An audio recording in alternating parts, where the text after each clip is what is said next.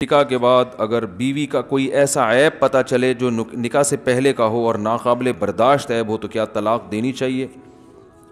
دیکھو، عیب کو تو چھپانے کا حکم ہے، اور میاں بیوی کو تو زیادہ تاکید ہے کہ ایک دوسرے کا عیب چھپائیں، اس لیے کہ اللہ نے ان کو ایک دوسرے کا لباس قرار دیا۔ ہن لباس لکم وانتم لباس لہن۔ لباس عیب ظاہر کرتا ہے یا چھپاتا ہے؟ کیسے ہی جسم پہ داغ دھبے ہو، لباس اس کو چھپا دے گا۔ تو میاں بیوی پر لازم ہے کہ اگر وہ ایک دوسرے کی کسی عیب پر مطلع ہوئے ہیں تو وہ لوگوں کے سامنے بیان نہ کریں۔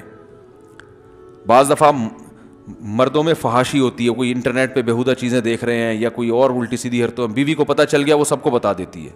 یہ تو وہ غلط کر رہا ہے فحش چیزیں دیکھ کے، لیکن عورت اگر اس کے راز کو فاش کر رہی ہے تو وہ اس سے بھی زیادہ غلط کر رہی ہے۔ یہ تو بہت بڑا جرم ہے، کیونکہ آئندہ بچوں کو پتہ چلے گا ہمارے باپ نے یہ حرکت کی ہے، بچوں کے دل سے باپ کا تقدس ختم، اور پھر عورت یہ کام کرتی ہے کہ شاید میری عزت ہو جائے گی، عورت کی عزت ختم۔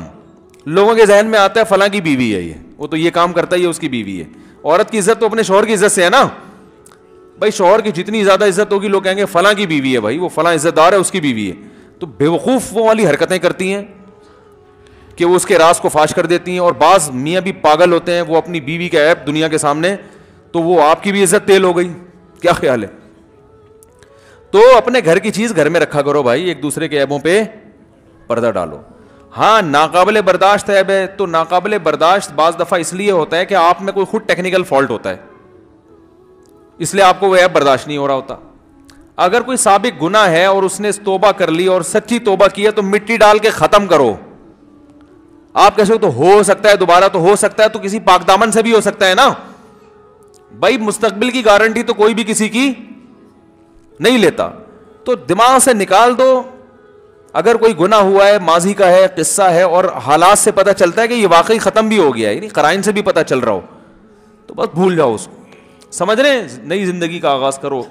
تو یہ مبہم سا سوال ہے، جب تک کوئی ایسے مبہم سوال میں جو ہے نا، میں طلاق کے مشورے تو بہرحال نہیں دیتا۔ باقی طلاق کا اختیار تو اللہ نے مرد کو دیا ہے، شریعت کے مطابق ایک طلاق دے گا، اور وہ پورا ایک پروسیس جو ہے گناہ نہیں ہوگا، لیکن طلاق کو شریعت نے پسند نہیں کیا ہے۔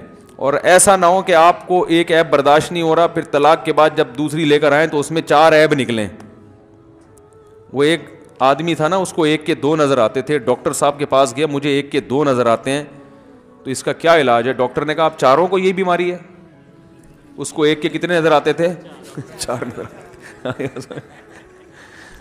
تو بھائی سارے عیب سے پاک نہیں ہوتے، عیب سے پاک ذات تو صرف اللہ کی ہے، تو کچھ برداشت کر، خوبیاں کی طرف توجہ کرو، کچھ خوبیاں بھی ہوں گی جو دوسری عورتوں میں نہیں ہوتی، تو اس لیے دنیا مسافر خانہ ہے، اس کو چلاؤ، بہت ناقابل برداشت ہو جائے تو پھر ہے طلاق۔